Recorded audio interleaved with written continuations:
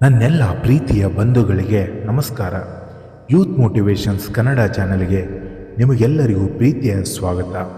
ಇವತ್ತಿನ ಟಾಪಿಕ್ ಏನೆಂದರೆ, ನಿಮ್ಮನ್ನು ಸಹ ಜನ ಮರೆತು ಬಿಡ್ತಾರೆ. ಹೌದು ಸ್ನೇಹಿತರೆ, ನಾನು ನಂದು ತಂದು ಎನ್ನುವ ಈ ಜಗತ್ತಿನಲ್ಲಿ ಎಲ್ಲರೂ ನಮ್ಮವರು ಎಂದುಕೊಳ್ತೀವಿ. ಆದರೆ ಕುವೆಂಪು ಅವರು ಹೇಳಿರುವ ಮಾತುಗಳು ಸತ್ಯ ಎನಿಸತೊಡಗಿವೆ.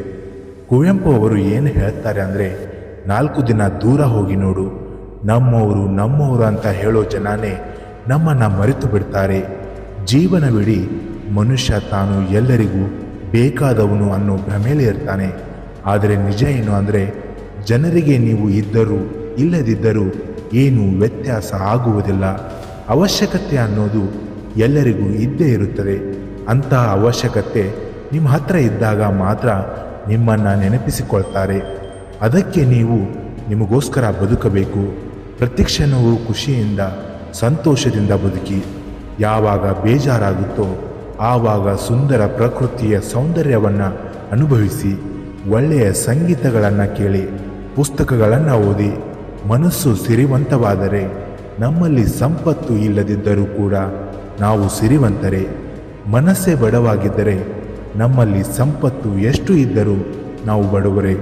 ಸಂತೃಪ್ತಿಗಿಂತ ಮಿಗಿಲಾದ ಸಂಪತ್ತಿಲ್ಲ.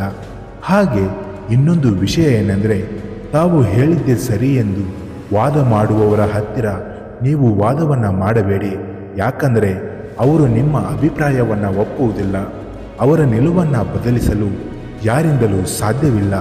ಇಂಥವರ ಜೊತೆ ಮಾತನಾಡಿದರೆ ಸಮಯದ ಜೊತೆ ಸಂಬಂಧವೂ ಕೂಡ ಹಾಳಾಗುತ್ತದೆ.